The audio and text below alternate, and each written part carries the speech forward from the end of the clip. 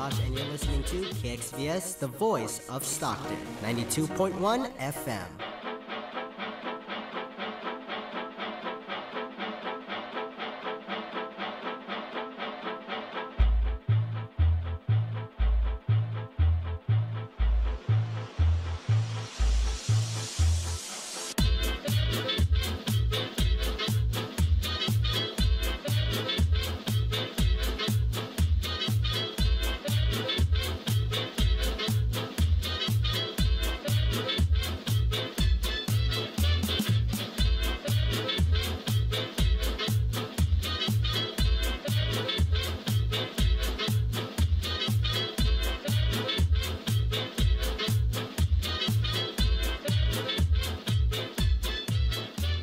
This broadcast will start in 60 seconds.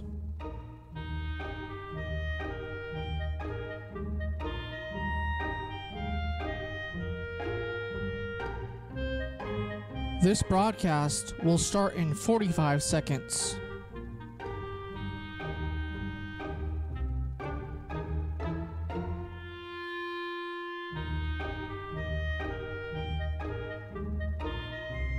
This broadcast will start in 30 seconds.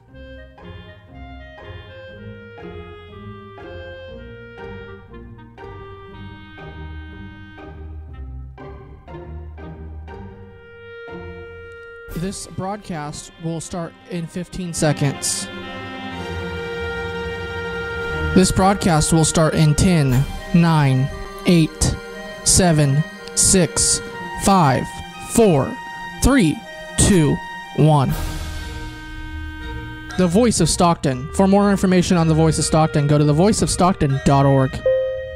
The views and opinions expressed in the following program do not necessarily reflect those of KXVS, The Voice of Stockton, or its parents, affiliates, management, and staff.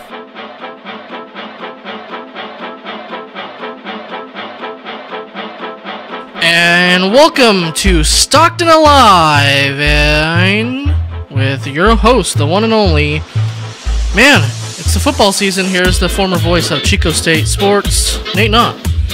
Yes, we always get sports in there. Good afternoon, evening, everyone. If you're listening or watching this on Monday, September 10th, you're watching it live. Otherwise, the miracle of digital recording is bringing this to you. Archived. It's archived, that's right. Anyway, we are live tonight. It's good to be back.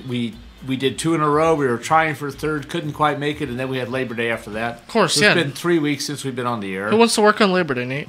Yeah, that's right. It's, one of the ironic things is to work on Labor Day when you're trying to honor the people who work. I took a mini trip net last week, so yeah. Actually, I did a lot of work that day around our house, but then we had people over, you did which Labor was great. Day. You actually, did some labor. We have now produced our RV happy hour driveway. So we're rolling with that. We've already had people over, and we're getting multiple thumbs up on that. Nate, before we start talking about events in Stockton, that's what tonight's topic, right? What's that? Yes. But the NFL season started yesterday, and yes, I don't know if you watched any football, though. I watched a little bit. I watched Garoppolo bring the Niners back after Minnesota took what seemed like an insurmountable lead, and he drove them right down the field, and they scored. Mm-hmm. Apparently, the rest of the game was a lot of missed opportunities. 3 interceptions from him, yeah. And I did watch a little bit of the Bears-Packers game at the end. What a comeback from actually a Chico, former person from Chico, Aaron Rodgers.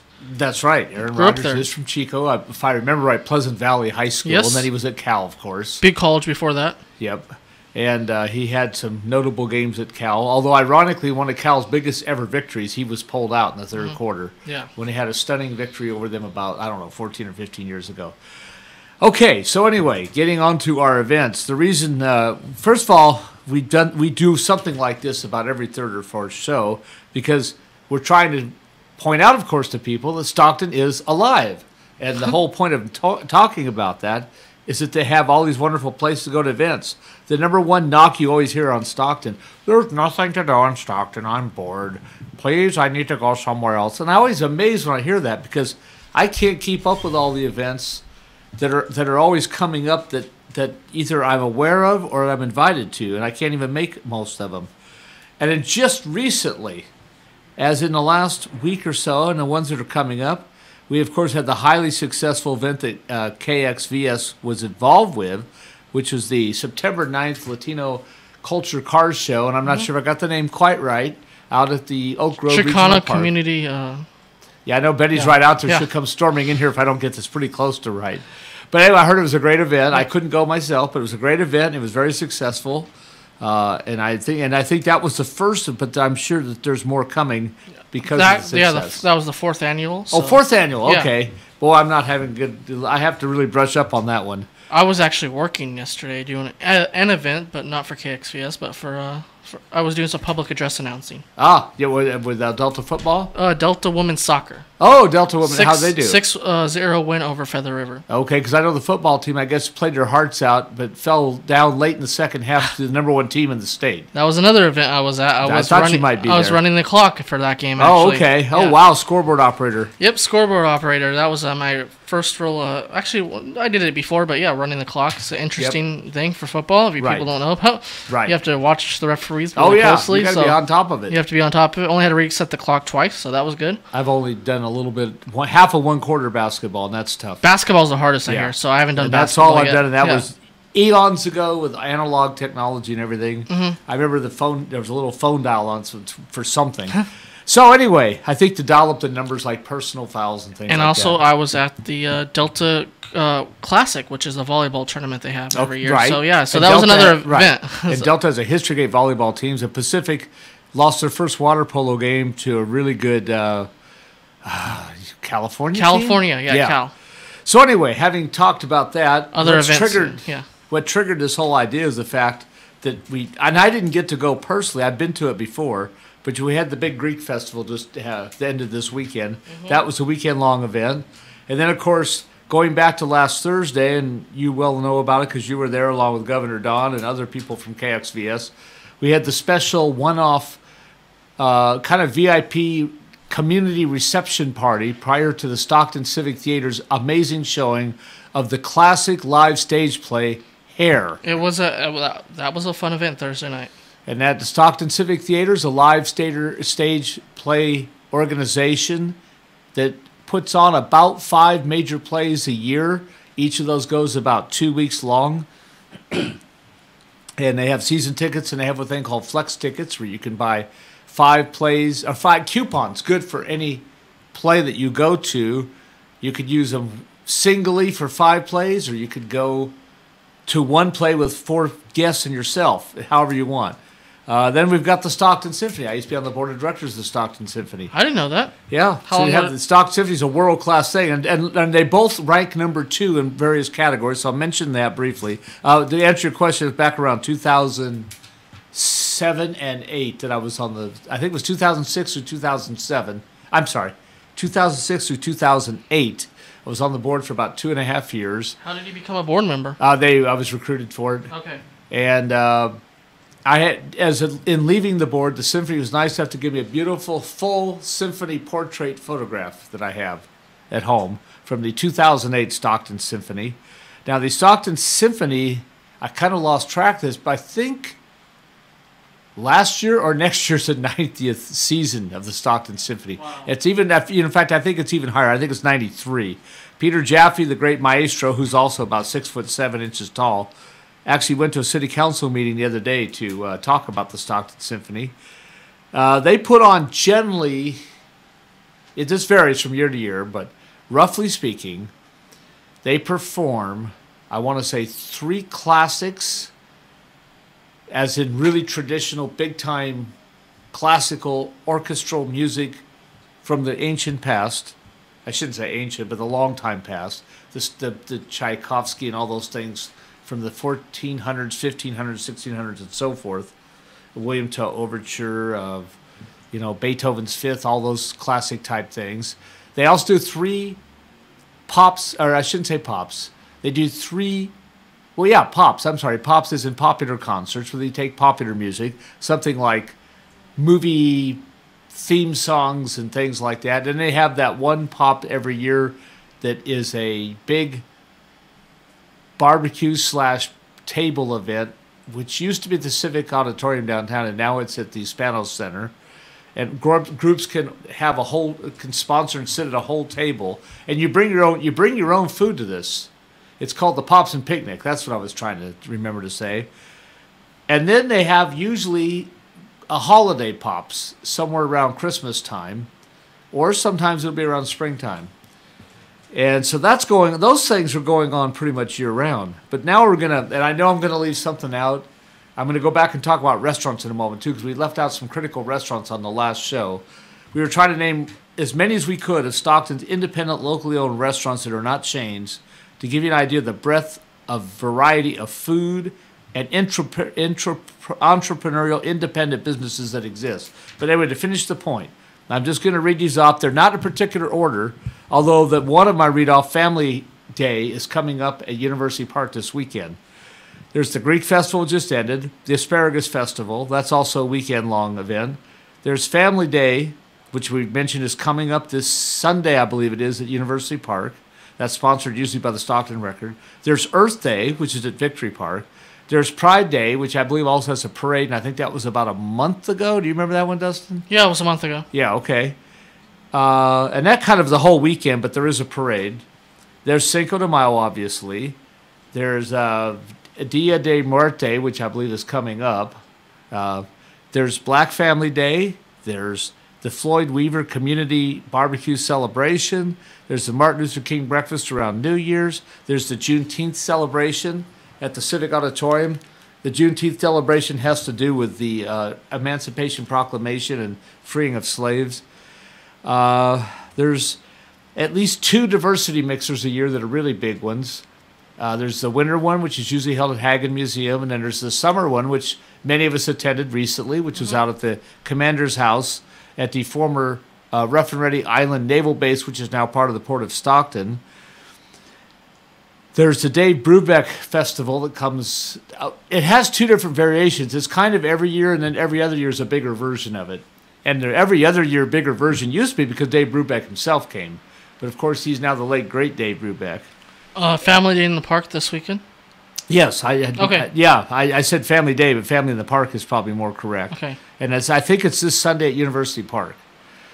Let's see. There's the Sikh Parade. I'm sorry, Sikh Parade. And we're going to go back in a little bit and talk about how old or unique some of these events are. Because either they're old and or unique to Stockton, and they're very historic. There's the powwow, the Indian powwow. It celebrates local tribes from this area, and they put on native clothing and do dances and musical presentations and serve really great food. And then there's usually a parade on July 4th. And I know I'm leaving out a few. There's also the... I went blank. The Guadalupe... I want to say Sisters or Mother of Guadalupe. I know there's a parade around Christmas time or something that has a name like that. I can't remember now. So those are just, and I know I've missed some, but those are some of the events we have throughout the course of the year. And they're all spaced out pretty good around the year. Now, before we go any further, I want to mention some restaurants. We tried to talk, in the last show we made a big deal about talking about independent local restaurants. And we left out one of the most obvious ones. So I want to make sure I got this out there today. We left out Arroyo's restaurant, which had been around almost 100 years. They regrettably had to leave 3 different locations that were in downtown Stockton. Now they're doing very well out on West March Lane in a restaurant that used to be kind of a suburban chain restaurant. Now it's very uniquely Arroyo's. We didn't mention Maria's, which is in downtown on Market Street. I don't think we mentioned Manny's California Fresh, which is right here on the Miracle Mile. Oh, yeah, right down the road. Eddie's Pizza has at least 2, if not 3 locations. That's a local region. That's a local multiple chain of restaurants. I don't know if we mentioned El Griense. We may have, but that's a chain of Mexican restaurants in Stockton, but it's independently owned. Mi Ranchito, I think we mentioned, but it's a legendary restaurant out on Center Street by the railroad overpass. Did we mention Alfalfa's? I don't think so. Okay. That's a good point. So we got Alfalfa's, Really good pizza. which is pizza, and that's always been independent. And actually, they were one of the first really big time. They're one of the few pizza places to locate downtown on Weber Avenue and also at one time, I don't think they're there at that location now, but they were also on Wilson Way near Fremont. Genova Bakery, if you guys like sandwiches. Right. There's Dave Wong's. I don't think now we left out, I think, all the Chinese restaurants. Yeah. And there's a Star Cafe out on South Center Street, out by Edison High School. There's the China Village, the China Palace. There's the Dynasty Restaurant. And I know we're leaving out quite a few. I just simply don't know the names of all of them. But China Village you said on. But we have a lot of good Chinese restaurants in Stockton. We have quite a few Cambodian restaurants. And then we have Vietnamese restaurants. Japanese? Japanese, yes. There's about 4 or 5 good Japanese restaurants. I can't think of the name of one right now. There is that interesting named restaurant here on the Miracle Mile called Tie Me Up. Mm-hmm. There is Kokoro's, which we did mention, which is Japanese.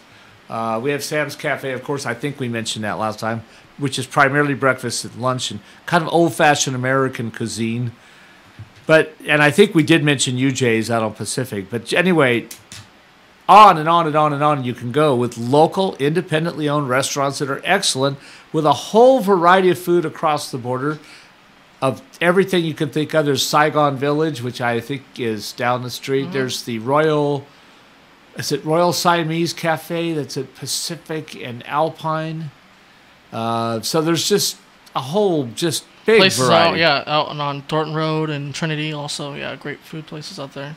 Yeah. So there's just no excuse. I mean, sure, you want to go out of town and enjoy something else occasionally somewhere else. There's nothing wrong with that at all. In fact, there's a place called Finley's out on Airport Way near French Camp Road that I'd love. It's a former, and I think I mentioned this the last time, but it's a great example of what used to be. Gas stations started at diners. When people first started driving cars, they needed to buy gas. They used to buy a couple of gallons at a hardware store that was usually stored in the basement, but that's pretty clunky. And pretty soon, since diners picked up business from people who drove into diners on little country roads, diners started selling gas, and many diners went from being dining cafes to just pure gas stations, and that's kind of how that all started. But an example of that is Finley's out on Airport Way near French Camp Road. It's between Roth Road and French Camp Road on Airport Way. There's the Banta Inn, which is out in Banta, right by the railroad tracks. And that Banta's the little town near Tracy, where the big Amazon warehouse is. So there's all kinds of places like that are all local right here in Stockton, San Joaquin County. We had started essentially with that list talking about primarily downtown and the Miracle Mile. So, and I'm sure that the other day we mentioned Casa Flores, but there's also there's a successful local chain. But anyway, so you've got a lot of great places to eat. Now, having said that, we're going to go back and talk a little bit about these events that we brought up earlier, and we're going to talk about the historic nature of some of these places. So let me go back to the Stockton Civic Theater, because this is very little known history. I know this because the Stockton Downtown Comeback Club had a special exclusive backstage tour of the Stockton Civic Theater, which is located on Rosemary Lane, West Rosemary Lane, pretty close to where Grand Canal is and the Hilton Hotel. It's the 5200 or 5300 block, as I recall. Venetian Bridges area, right? Yes, that's right. In fact, it is in the middle of the Venetian Bridges apartment complex, essentially, which kind of wraps around it. Mm-hmm. So anyway, they're officially a nonprofit local community theater. Now that sounds like an everyday, run-of-the-mill, take-it-for-granted type of organization. But for anyone who doesn't know it, and I know KXVS people know this quite well, when it comes to putting on drama plays or putting on musical shows, there's some serious copyright issues that are involved. And because of that, it can tangle up your nonprofit status. If you're using something that is a movie type event or recorded music, or you're performing music that is licensed by ASCAP or BMI or whatever the name of the organizations may be now, if those don't exist anymore. Nate, right on the button, those do exist. Yeah. In order to protect the creativity of developing music and drama, and when you're doing a musical, you've got both of those things. You've got original licensed music, and you've got original licensed screenwriting and acting and dramatic role playing. This is just amazing to me, but prior to the Stockton Civic Theater, there really was no such thing as a nonprofit theater group. They either made money or they went out of business, essentially. So the Stockton Civic Theater declared itself a nonprofit when it opened up about 1951. Well, first of all, it started as an all-volunteer organization, and they performed in the basements of churches. That's pretty amazing into and of itself, because if you're performing in the basement of churches, you're having to move all your equipment with you, all your costumes, all the whatever kind of background or stage decorations you may have. You're carrying that with you. And you have to construct it, then move it around, set it up, break it down. And after they did the plays in church basements, at this point they may not have been collecting money. So it wouldn't have been a nonprofit because they weren't collecting money. I'm not sure. Then they finally realized they had to have a regular permanent type home. So they used the former Jewish shrine that's located on Madison near Pacific Avenue. And they used that for, I think, about 10 years. But by the late 60s, the building itself had become somewhat run down. It was I believe there are residents who live there. There's also many Jewish events going on there. And it was really hard for the Stockton Civic Theater to function while they were in that environment. Even though the building itself is very beautiful to look at and is very elegant and everything and classic and iconic, it wasn't a real good home for the Stockton Civic Theater by that time. So they finally located property in what was then being a developing new suburban area, which was Rose Marie, where a lot of new homes and condominiums and apartments were going up. And they got this miraculous deal with the developer at the time to get land free. And they were given a chance to build the theater at cost. They had to pay for it, but there'd be no profit to the contractor. So they got the land for free. And then they were able to build the theater and design to their specifications at cost of construction. That's pretty remarkable. This occurred, they got the land in 1980, and they got the theater built, as I remember from the tour, in 1983. Now, about the nonprofit thing again. About 1963, somebody, and I didn't quite catch who it was, sued the theater, claiming they couldn't be a nonprofit theater. If they're going to show shows and use licensed materials such as music and stage plays and screenwriting and all that, they couldn't be a nonprofit. If they're charging money, they're either profitable or they go out of business. And the reason for that being nonprofit is important is you can collect donations for an event and much easier as a nonprofit in some cases than you can in any other classification, because obviously people, now this may change under the new laws, but from then until recently, if you gave donation to a nonprofit and you're somebody that probably itemized your income tax, you could obviously write that off against your taxes. Now, of course, deductions are going to go down dramatically because of other things going up, and it's going to remain to be seen what that does to nonprofits starting next fiscal year, calendar year. But anyway, so the Stockton Civic Theater they were sued and they went to court and they won a couple battles, they lost a couple battles, but actually, and this is still shocking to me, in 1967, this court case over the Stockton Civic Theater claiming to be a nonprofit organization as a live stage play production, a performing agency, went all the way to the United States Supreme Court.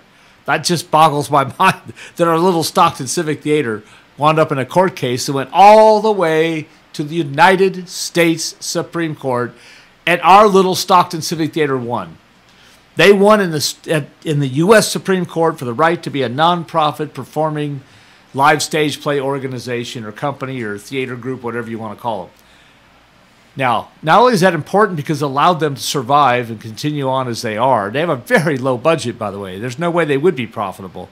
But they don't lose money either. They just pretty much about break even, which is what a nonprofit is set to do. And they do it by being frugal. But anyway, why is that even more important? That was a huge precedent setter for the whole United States, thanks to our Stockton Civic Theater. there are now thousands of similar nonprofit performing theaters all across the United States of America, most of which would probably not exist if the Stockton Civic Theater had not won their U.S. Supreme Court case. So that's pretty remarkable. Now, I used to be a member of the Yosemite Club, which unfortunately doesn't exist anymore. And that was a private men's club originally, and then became a private business club when they accepted women, as they should, in 1977. And it was one of the iconic Stockton and very exclusive clubs until the late 1990s when downtown had deteriorated. Bank mergers had taken a lot of CEOs away. The CEOs who used to bankroll their employees and their executive staff to be members of the Yosemite Club, all that started to drain away. Reconstruction of buildings caused some parking challenges, and so the Yosemite Club eventually folded up in summer of 2011. But anyway, when it existed, that was the second oldest private club west of Chicago. It was ahead of anything in San Francisco or Los Angeles or Sacramento or anywhere else, or Portland or Seattle or anywhere else. So that's pretty remarkable. Now, the Stockton Symphony. And I may not get this quite right, but at least the impact will be there.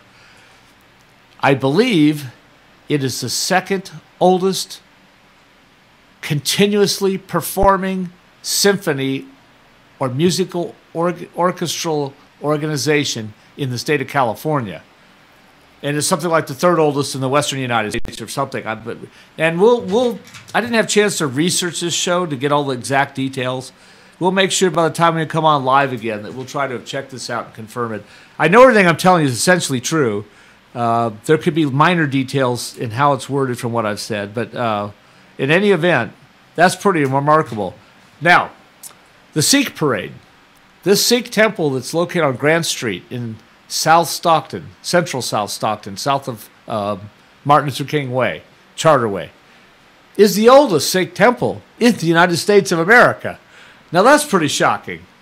You think of all the multi-diversity towns and big urban centers like New York, Los Angeles, Chicago, Philadelphia, Boston, Milwaukee, Minneapolis, Atlanta, all these various places where you could, or St. Louis, all these places where you might have seen something like Cleveland, Cincinnati. Stockton is the oldest Sikh temple in the United States. And they have a Sikh parade, which is held every late in summer, July, I want to say, is when that is. So that's another amazing thing. The Stockton Powwow, and I don't remember the exact year now. It's in its 33rd or 34th annual year powwow, I believe, is one of the oldest events of its type in California. So we'll go back and we'll get some of these exact details for you. But we just want, for tonight's show, we just wanted to understand how unique Stockton is in having all these things. These are things that Modesto can't claim, Sacramento can't claim, Santa Rosa can't claim it, Walnut Creek can't claim these things, Concord, Pleasanton, Livermore, Oakland, you name it. These are unique things to Stockton, and they're very old, they're very historic, and while Stockton may not turn out huge crowds for every event that's ever held here, and while our sports attendance and sometimes other attendance may dip from time to time, Stockton has found a way to attract, keep, and perpetuate some of the oldest, most cherished organizations in the United States of America. I wish we had a band playing right now just to hammer that point home. Stars and Stripes Forever or something in the background. When I give these kind of dramatic, patriotic speeches, I always think of the show Green Acres. Now, this is before your time, Dustin. But did you ever see a rerun of Green Acres? Oh, yes, I have. Well, the key guy in the show was Oliver Wendell Douglas, the farmer who moved from New York, who was a lawyer. And he used to give these little patriotic speeches in the show. And every time he did, they'd start playing little piccolo and other music in the background. It was like excerpts from Stars and Stripes Forever and others. It was always pretty hilarious. Unfortunately, as we know, thanks to copyright laws that we just talked about, we really can't put real music on these shows.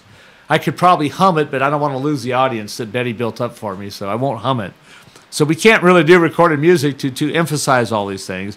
I should have brought a drum roll, and I did my own drum roll, though, as we talked about this. But, one show we talked about all the patents for agriculture and business, like the automatic gasoline pump for your automobile. was invented by the Tokheim family here in Stockton, which, by the way, I'm kind of married into that family. There's some Tokheims I'm related to, and they are indeed that family, but I don't know much about the details on that. I need to learn more about it. So anyway, then when you talk about music, we don't just have not just the big stuff like the Stockton Symphony. We got some pretty dramatic music performed by University of Pacific, the Dave Brubeck festival every summer or fall, I believe it is. I'm sorry.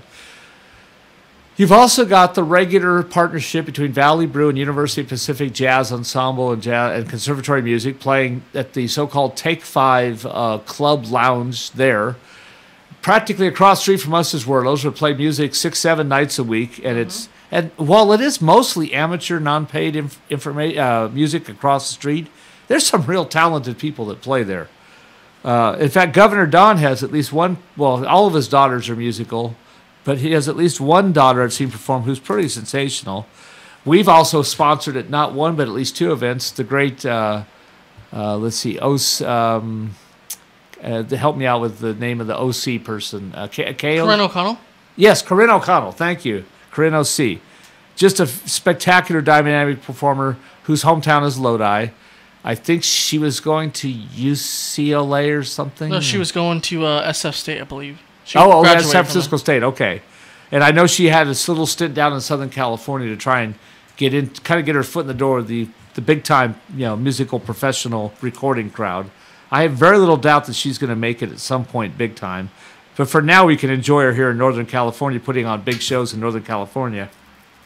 Mile Wine Company has music, I believe still, even with the newer ownership, that they've continued tradition of live music multiple nights a week. And then if you go around town, there's a lot of live music on Fridays and Saturdays, which I have followed quite a bit. And places like the Village West Yacht Club that I'm a member of have live music all the time. So Stockton has plenty of great things to do. I can't even remotely get to all the events that are going on in Stockton. Now, as I say this, we left out Delta College. Delta College has a great music program, and they have a jazz band and I believe it's an orchestra band. The only thing Pacific and Delta don't really have anymore is marching bands, but they have all the other types of music. Delta College has a great drama department. They put on live stage plays that are very high quality. I've been to at least a couple of them. I don't know if but yeah, I'm sorry. Yes, they do. Pacific has a drama department also. I have not been to a Pacific drama play, but they have a great theater on campus. And then both Pacific and Delta have also show classic movies from time to time. Then we've got the live plays that play at the Bob Hope Theater downtown. Not only live plays, I really should say live performances. And then we get the big-time performers now to the Stockton Arena from time to time. And we have a challenge with that because we are between Sacramento, Los Angeles, Oakland, and San Francisco when it comes to booking live talent and big shows.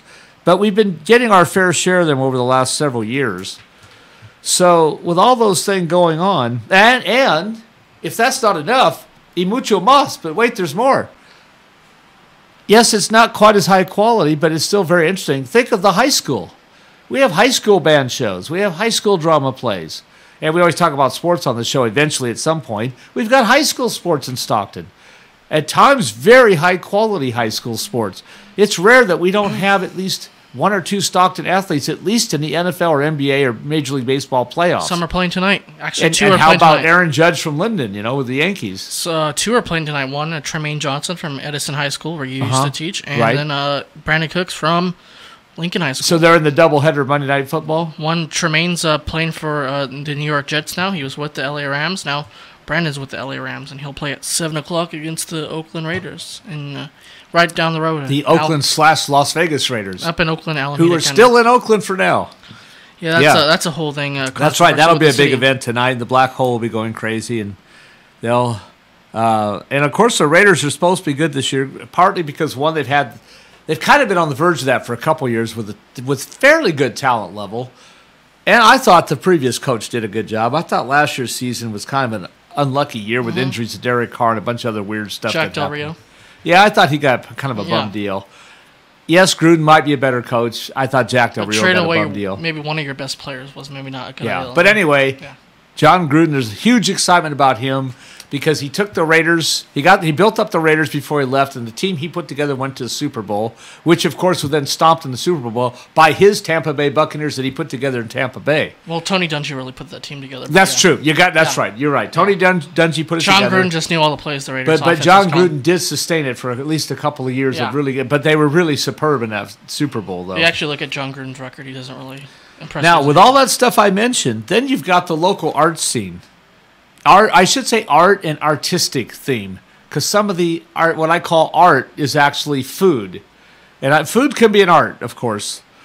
I think most people agree with that. And right next door to us, we have the art lab, which is, and the only night it's usually not active, by the way, is Monday when I come in and do this show. But roughly speaking, anywhere from 3 to 5 to 6 nights a week, that art lab, which is a beautiful building, a former flower shop, but it's a beautiful, classic, almost modern Art Deco building with an all-glass wraparound facade. And when they have the art people in there, and they can have up to 40-plus people sitting at long tables with easels doing art, specialized art things, that's pretty impressive. Then you got the people such as Nicole Helmhout that do the cupcake events. And there's, I think it's Jamie Rodriguez is the other one who does that similar type of thing. And Jamie Rodriguez also does the art things that I'm talking about, where you sit in a lounge or bar or restaurant or a meeting room and you set up easels and people paint. It's interactive. And many of those are fundraisers for local charities, by the way. So you've got the cupcake events. You've got the interactive art events. So, there's just plenty of things. Another place that does live music quite a bit, just down the road from us, is the Whiskey Barrel. So there's just no reason that you don't have to leave Stockton to go get entertainment, excitement, or adventure or food. Channel Brewing now? Yeah, Channel Brewing does live events quite a bit. They even have it's not the fanciest place in the world, but they do have their own special little auditorium hall there. Yes, that fan is kind of helpful. It's a little warm in the studio Yes, tonight. it is. Sometimes it's not bad in here, even on a hot day, because the air conditioning is pretty good, but it doesn't seem to be having as much effect today as usual. But anyway, with all that, and then, of course, if that's not enough, you can always go to all the sporting events.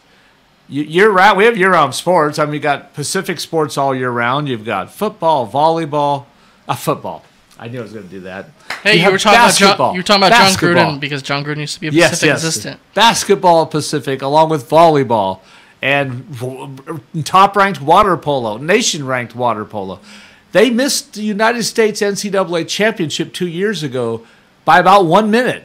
They led USC, I think it was, with a minute to go, and they lost that one in overtime, as I recall, for the United States NCAA championship in men's water polo. We have one of the best junior college athletic department programs in California. And you've got, we mentioned Delta College. Historically, has had good men's and women's basketball, and they for a string of years, which isn't quite as sharp now, but in the 80s through the 90s into the early 2000s, Delta College was a women's basketball power in the state level community colleges. Yeah, the head coach has been there for a long time. And then how about Delta Baseball? We've talked about them quite a bit. They've won the championship this year. Yeah, they won the state championship this year. They've won it a couple times in the last 4 years.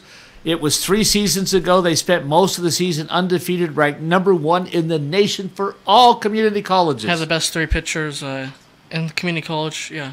Yeah, and then you've got the Stockton Heat now, AAA hockey. I don't think Stocktonians have fully 100% appreciated that. We have AAA hockey. These guys are either coming to, or they're going up, or they're just coming down for rehab or something from the National Hockey League. And these guys are good. And we're getting some, and if it isn't the Stockton team itself, it's the people coming through playing. These are bonus babies people we're seeing here. People signed millions of dollars signing contracts to play in the National Hockey League, are now playing at the Stockton Arena as part of the everyday schedule that they have, which is roughly, I think, 37 home games a year, something like that. And, of course, we have the new Sacramento Kings of the NBA G League, which is something equivalent to a AAA designation. And, of course, we got the Stockton Ports, who've won a ton of California State single-A championships in baseball. Who lost last night? Yeah, in Game 5 of unfortunately. I was going to try to go to that game. I couldn't get there. Yeah. But unfortunately, the Ports, there was no joy in Mudville last night. Lost to the Literally Rock. no joy in Mudville, so they got shut out. They fell behind 3-0. This is the worst way to lose a game. They fell behind 3-0 in the first inning, got only 2 hits, never really threatened, and lost the game. They went down kind of with a whimper last night. But they had a great season. In fact, they won 2 games, if I'm not mistaken, in this series. Yeah. They won 2 games at Modesto to stay alive. No, they to played come home. Visalia. Or Visalia, I'm sorry. They won 2 games in Visalia to stay alive, to come back and play the 5th game at Stockton. Ironically, I believe, if I got the memory on this right, they lost all 3 games at Stockton in this playoff series. So, and by the way, the Oakland A's are having a surprisingly huge on-fire charge towards a possible American League West Division title. 2 games behind. Yeah, and against the defending world champion Houston Astros, they're only 2.5 out. And they did well against the Astros in a head-to-head series in Oakland and Houston. And they just came out of nowhere. They blew right by the Seattle Mariners for the second wild card spot, and they're pushing the Yankees. They're the same distance behind the Yankees as they are the Astros. They have a shot at winning either the Western Division American League or at least hosting the wild card sudden death game. But but my point is, a lot of these people starring for the Athletics played with Stockton 2 or 3 years ago. Matt Chapman being one that I can think of off the top of my head. There's several more. So it just boggles my mind that people just do not seem to understand what we have right here in good old Stockton. Not to mention all the historic stuff we mentioned before about host being the subject of a national network television hit show, The Big Valley, and all these other things, and once being the home for many, many, many Hollywood movies, especially Westerns. But so there's really nothing lacking here. Now, yes, our downtown isn't fully developed. No, we don't get a lot of huge national recognition in a positive way, which we ought to get more of it. No, you don't see people walking around Stockton puffing their chests out and boasting what a great city is. All those things, it's all true. Yes, it's true that downtown can be a little dark and desolate at nights. Yes, it's true we have our share of gang members, but I don't really hardly know anywhere in the United States that doesn't have that anymore, or the potential for it. Yes, we've got our share of homeless, but everybody has homeless people now, and most especially the big cities. You go to a big glamour city like San Francisco, Los Angeles, or New York, they got tons of homeless people in those cities. It's not like we got the lock on that here in Stockton. Yes, we had the foreclosure problem, but people forget one reason we had such a huge foreclosure problem is because leading up to the foreclosure, we were the hottest real estate market in the United States for like 2 years. And that's heating up again because once again, San Francisco and the greater Bay Area is becoming essentially unaffordable for the relatively average working person with a relatively average salary and or hourly type of pay. Is it becoming almost impossible. Unless 2 people make great income, you basically can't afford to rent or own a residence in San Francisco. And San Jose is as much or even more expensive. And now Oakland and Fremont and Alameda, those places are heating up also because of the people that are looking there outside of San Francisco, Oakland, and San Jose. And yes, I said Oakland. Oakland has a pretty hot market right now too. So, and then we have the close proximity to the Bay Area. If all the stuff we talked about in Stockton isn't good enough, you're only an hour and a half away from the Giants, the A's, the 49ers, the Raiders, the Sharks, the Warriors. I mean, we got the best basketball team in the history of basketball just 76 miles down the road in Oakland. 45 to 50 minutes to the Kings, too. What's that? Kings is... Well, I was just going to say that. We're only 50 minutes from the Kings. And the Kings, we got to remember now, the Kings, people say a lot of bad things about the Kings now because they got this long playoff drought and everything. But through most of that, they've been supported pretty well by the fans with their attendance. They were supported very well in the early years when they weren't very good.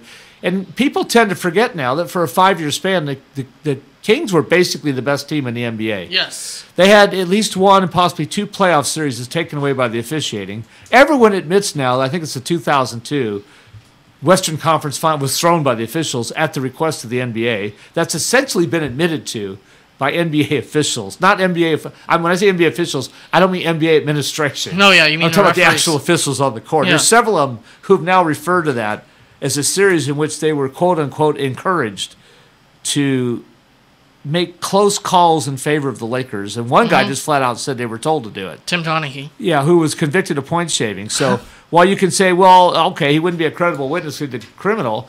On the other hand, he's a very credible witness. Yeah. He's guilty of the very thing he said that the NBA asked them to do. And if you ever watch the tapes of that series, there's really no doubt about it, especially Game 6 in L.A., I think it was. Then you had the Robert Horry shot, too. Yeah, and it had the lucky Robert Horry shot in I want to say Game 3, I think it was. Maybe, no, it was Game 4, I believe. Kings were about to go up 3-1, as I recall. And they dominated that game until the fourth quarter. And there were some really goofy calls in that one, too. The whole series really had a lot of bad calls. But the one game was just a standout, unbelievable pedestal of criminal, awful officiating. So, Nate, we have 3 minutes left. Do you want to recap the show tonight? Yes. So, what we talked about, thank you very much. What we want to talk about is Stockton has an incredible number of diverse, wonderful, high-quality, locally independent, entrepreneurial restaurants. And we were recently ranked by a critic, national Mexican food critic, who for years did not even come to California and talked all the time about New York and L.A. having the best Mexican Spanish food. Came to the Central Valley, toured Bakersfield, Modesto, Merced, Ceres, Stockton. Basically 99. Galt, Highway 9. Yeah, did the high 99 corridor up to Sacramento from Bakersfield and declared that the Central Valley of California has the best Mexican restaurant food in the nation. And that of the Central Valley restaurants and cities, the city that had the best concentration of excellent Mexican food was Stockton. So we have the best Mexican restaurant food in the United States. So we talked about all these, but we mentioned all the other restaurants as best we could. Pizza places, Chinese, Japanese, Greek, with Yasuyani. We mentioned in the previous show. And all the other ones that are just Sam's American cuisine. And we didn't even talk about the hamburger places. There's quite a few independent hamburger places that are pretty good, although not as many as we once had. And then we talked about, in this show today, we primarily talked about all the huge annual events we have in Stockton, such as Earth Day and Family Day and Greek Festival, Asparagus Festival, Pride Day, Cinco de Mayo, Black Family Day, Juneteenth celebration, Dave Brubeck Festival. And then on top of that, we talked about the performing things that we have going all year round, like the Stockton Symphony, the Stockton Civic Theater, the Stockton Chorale. There's a thing called the Valley Orchestra, which is a lot of volunteer musicians who play for free all over Stockton and San Joaquin County, roughly once a month, usually in a church place. In fact, they're having a challenge finding a place to play. They don't charge. Then we've got the Pacific and Delta music programs. So all these things are happening all the time, every day, and you need to look it up and go to some of these places, support these things, and really enjoy them, and be thankful. Be thankful you live in Stockton, where we have all this stuff. And nothing in Stockton is really more than 30 minutes away, by the way. You can get to any corner of Stockton, generally speaking, at any hour of the day, at any day of the week, within 30 minutes. Sometimes parking is a little bit of a challenge, but I know of no city where that's not true. If you're in a big city, you'll find parking if you want to give up half, if you want to take a loan on your bank account to pay for the parking, such as trying to go to AT&T Park for a Giants game. So, and then we got sports. We mentioned all the local sports that we have, both professional, college, high school, and there's also high school drama, high school music. There's the great music program at Chavez High School. Lincoln has a great marching band. St. Mary's has some great music. So all this stuff is great. Hey, Stockton is really alive. Hey, Nate, it's always been fun, and, we'll do this maybe next Monday live again. We'll try. Well, for Nate Knott, you've been listening to The Voice of Stockton. For more information on The Voice of Stockton, go to thevoiceofstockton.org from the Miracle Mile. Goodbye.